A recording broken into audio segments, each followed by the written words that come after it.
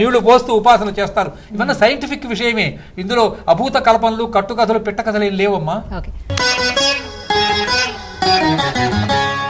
నాగపట్టి శర్మ గారు, మీరు చెప్పండి, శైవ క్షేత్రాల్లో మహాశివరాత్రి ఉత్సవాలు ఏ విధంగా జరుగుతూ ఉంటాయి? వాటి పురాణ నేపథ్యం ఏ విధంగా ఉంది? శైవ క్షేత్రాలు మనం నిత్యము చెప్పే సంకల్పంలో కూడా శైవ క్షేత్రాలు అనగానే మనకు ఆంధ్రదేశం అయితే శ్రీశైలము, అసలు భారతదేశము సర్వప్రపంచ దేశాలకు అంటే కాశీ.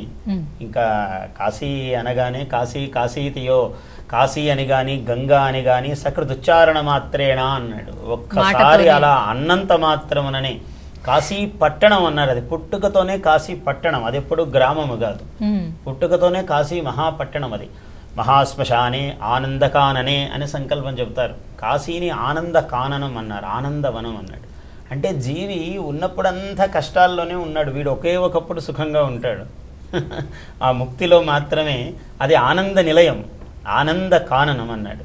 అందుకని అటువంటి కాశీ క్షేత్రం, కాశీ అని మీరు క్షేత్ర ప్రాధాన్యం తెచ్చారు కాబట్టి నిరంతరం సంకల్పంలో మనం ఏం చెప్తామంటే మేరోహ దక్షిణ దిగ్భాగే శ్రీశైలస్య వాయవ్య ప్రదేశే అని అంటాం. సంకల్పములో మనకు శ్రీశైలం అత్యంత ప్రధానమైన స్థానం.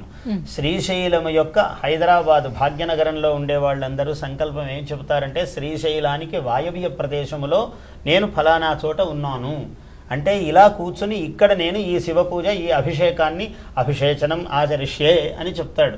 అంటే ఇది ఆయనకు తెలియదని కాదు కానీ మనకు తెలియాలి అని ఈ సంకల్పం రోజు చెప్తున్నాం. ఇక కాశీ విషయం ఇవాళ ప్రస్తావించాలి తప్పకుండా. శివరాత్రి సందర్భంగా అందరికీ కూడా తెలియాలి. కాశీలో ఇప్పుడు ఉపవాసము మీరు అడిగారు, జాగరణ ఉపవాసము రెండు. ఈ జాగరణం అంటే కూడా మాయ నుంచి మేల్కొనడమే జాగరణం. ఈ మాయా స్వరూపాన్ని తెలుసుకొని మెలకువగా ఉండడమే మాయ. అంటే ఎక్కడ పడితే అక్కడ మన చుట్టూ ఉన్నది. ఈ కామక్రోధ ఈ అరిషడ్వర్గములనే కాకుండా వాక్కు అన్ని చోట్ల మాయ ఉన్నది. దాని నుంచి ఎప్పటికప్పుడు ఉద్ధరింపబడమే జ్ఞానము, మెలకువ. ఇక ఉపవాసము, వ్రతాలలోకెల్లా ఉపవాస వ్రతమే కఠినాతి కఠినమైనది అన్నాడు. ఉపవాస సమీపే వాస, ఎక్కడ సమీపే? తత్వస్య సమీపే, ఆ శివతత్వమునకు సమీపములో వాసము గాని నటు మహానసస్య, వంట ఇంటికి సమీపంలో వసించడం కాదు. ఉపవాసాలని పేరు పెట్టుకుని మన వాళ్ళు ఒక 6 అరటిపళ్ళు, ఒక చెంబుడు పాలు, నెయ్యి. చాలా మంది అడుగుతుంటాడు, గురువు గారు ఉప్మా నెయ్యి తిరగమాత వేస్తే పర్వాలేదట కదా గురువు గారిని అడగటంలోనే ప్రశ్న సమాధానం అందులోనే ఉంటుంది. అంటే అలా తింటాము, మీరేమి చెప్పండి సరేనని. అంటే యథా శిష్య తథా ఆచార్య. ఆచార్యుడు కూడా ఏం చేస్తాడు, వీడు ఎట్లా తినాలని అనుకున్నాడు, వీడిని వద్దన్నా తింటాడు, అందువల్ల నెయ్యి తిరగమాత అయితే దోషం లేదమ్మా, అలా తినొచ్చు అంటాడు. వాడు రోజు తినేదానికన్నా 2 3 తింటాడు. ఇది ఉపవాసము కాదు. అంటే ఆహార నియమం కావాలి. ఆహారము తగ్గటము వలన, పరిమిత ఆహారం కావటం వలన అపర్ణ అని పార్వతికి పేరు వచ్చింది. ఎందుకు వచ్చింది? పర్ణములు కూడా తినేది కాదట. ఋషులు రాలి పడిపోయినటువంటి పర్ణములు, ఆకులు తిని తపస్సులు చేసేవాళ్ళు. ఆమె శివుడి కోసము తపస్సు, ఆమె ఉదాహరణ. శివుడు ఎప్పుడు అందుతాడు నీకు అంటే ఆకులు అలుములు కూడా తినకుండా తపస్సు చేసిందట ఆమె పార్వతీదేవి. అందుకని అపర్ణ అయినది ఆమె. కాశ్యాం ఆశ్చర్య దంపతి అన్నాడు. కాశీలో 2 ఆశ్చర్య దంపతులు ఉన్నారు అన్నాడు. లతాకాపి తరుహ్కోపి కాశ్యాం ఆశ్చర్య దంపతి. ఒక మహానుభావుడు ఎంత అందమైన శ్లోకం చెప్పాడు. ఒక చెట్టు ఉంది, అక్కడ ఒక తీగ ఉన్నది. ఈ వీళ్ళిద్దరు దంపతులు, ఆ చెట్టుకే తీగ అల్లుకున్నది. కాశ్యాం ఆశ్చర్య దంపతి. ఎందుకయ్యా ఆశ్చర్యం ఏమిటి వీళ్ళల్లో అంటే సాచ అపర్ణ సచ స్థాణు. ఆమెమో అపర్ణ, ఆకులు లేనిది తీగ. తీగకు అందమే ఆకులు కదా, ఆకులు లేకపోతే ఏముంది. కానీ ఈ తీగ ఆశ్చర్యము, దీనికి ఆకులే లేవు. సచ స్థాణు, మామూలుగా చెట్టు అంటే ఎలా ఉండాలి, ఆకులు కొమ్మలు చాలా అట్లా శాఖోపశాఖలతో వర్ధిల్లి ఉండాలి. కానీ ఈ చిత్రమైన తరువు, ఈ వృక్షం ఎలా ఉందంటే ఈ శివుడు అనే వృక్షము స్థాణు, మొద్దు, ఉట్టి మొద్దు.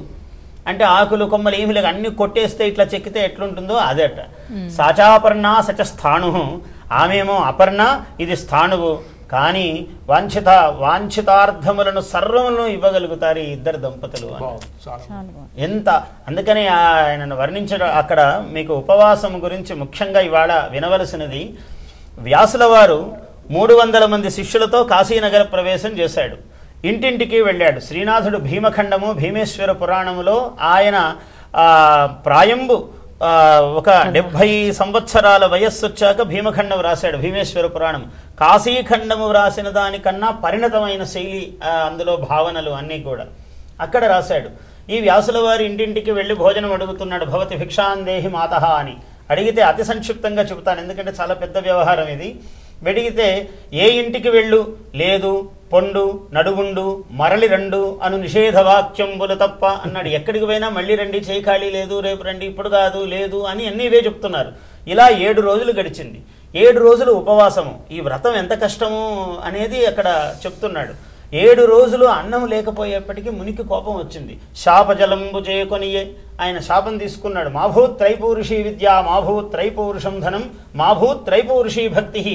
3 తరాల వరకు కాశీలో నివసించే వారికి భక్తి, ధనము, జ్ఞానము ఈ 3 ఉండకుండుగాక అని శపించడానికి తీసుకున్నాడు నీళ్లు. కానీ సాక్షాత్తు అన్నపూర్ణాదేవి అధివసించిన నేల అన్నపూర్ణాదేవి స్వామివారు ఇద్దరు నడిచొస్తున్నారు. సరసరారును ప్రథమ దంపతులు ఏవి సంభ్రమము లేక వాళ్ళు వస్తున్నారంటే సామాన్యము కాదు, జగద్రక్షకులు.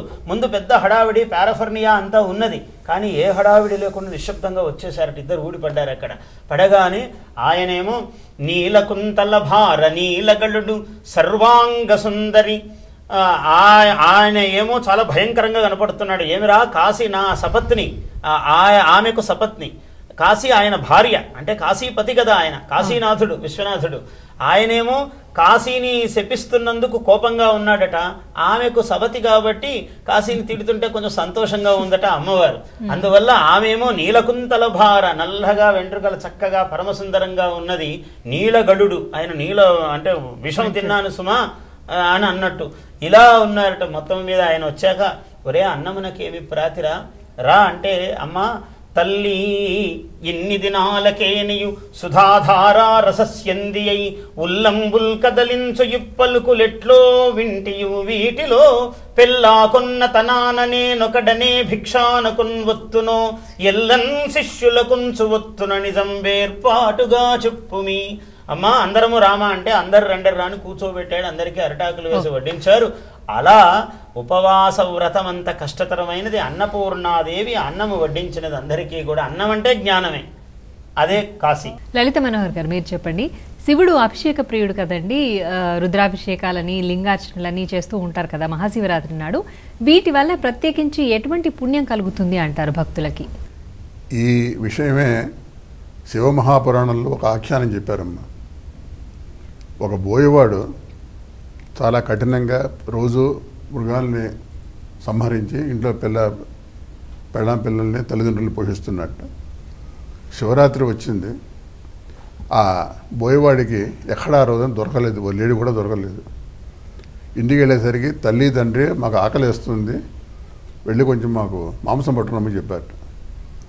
ఈయన వెళ్ళి ఎక్కడ దొరకకపోతే ఒక మారేడు చెట్టు మీద ఎక్కి, కింద శివలింగం ఉందిట, ఆ మారేడు చెట్టు మీద కూర్చుని చూస్తున్నాడు ఎక్కడైనా లేడీ కనపడుతుందేమో అని చెప్పి. ఒక లేడీ కనపడిందిట. బాణం ఎక్కువ పెట్టేసరికి ఎప్పటికీ సూర్య అస్తమనం అవుతున్న సమయంలో ఎక్కువ పెట్టేసరికి ఆ లేడిందట, నన్ను చంపొద్దు, నాకు ఇంట్లో పిల్లలు ఉన్నారు, నేను వాళ్ళకి చెప్పేసి వస్తాను, తర్వాత నువ్వు నన్ను చంపుదు కానీ అని చెప్పి ఆ లేడీ వెళ్ళిపోతుంది. ఇతనికి కోపం వచ్చి పైనుంచి ఒక బిల్వదళాన్ని, అంటే బిల్వదళం అనేటువంటి భావన లేకుండానే తుంపి కింద పడేశాట. పడేసరికి ఆ బిల్వదళం వెళ్ళి ఆ శివలింగం మీద పడిందిట. తర్వాతన ఇంకో ఆ లేడీ చెల్లెలు వచ్చిందిట. ఇదే కథ. అది ఇంట్లో నా పిల్లలు చెప్పి రావాలని చెప్పి వెళ్ళిపోతే మళ్ళీ కోపం వచ్చింది, మళ్ళీ బిల్వదళం వేశాడు. అప్పటికి 2 యామాలు పూర్తయ్యాయి. తర్వాతన ఆ మొదటి లేడీ యొక్క భర్త వచ్చాడట, బాగా బలిసి ఉన్నాడు. వాడిని చంపబోయేసరికి అతను అంటాడు, నేను నీకు ఆహారంగా వస్తాను, అవుతే ఇంట్లో నా భార్య పిల్లలు నేను చెప్పి రావాలి, నువ్వు ఒకసారి నాకు కొంచెం సమయం ఇస్తే నేను వాళ్ళకి చెప్పేసి నేను వస్తానని చెప్పి అంటాడు. అందరూ ఇలాగ చెప్తున్నారని చెప్పి ఈయన మళ్ళీ విసుగ్గా ఉండి మళ్ళీ ఇంకో బిల్వదళం తెంపేసి అది శివుడి మీద కింద పడేశాడు. అది శివుడి మీద పడింది. వెళ్ళి 3వ యామం పూర్తయింది. వీళ్ళందరూ వెళ్ళి లేళ్ళు అన్నీ కలిసి మళ్ళీ గుంపుగా వచ్చాయట, పిల్లలతో పాటు వచ్చాయట. మాలో ఎవరిని కావలిస్తే వారిని నువ్వు ఆహారంగా స్వీకరించుకోవచ్చు అని చెప్పి. ఈ 3 యామాలలో అప్రయత్నంగా శివలింగం మీదన బిల్వదళం పడేసిన ఫలితం ఇద్దరికి మనసులో మార్పు వచ్చేసింది. అరే లేడులు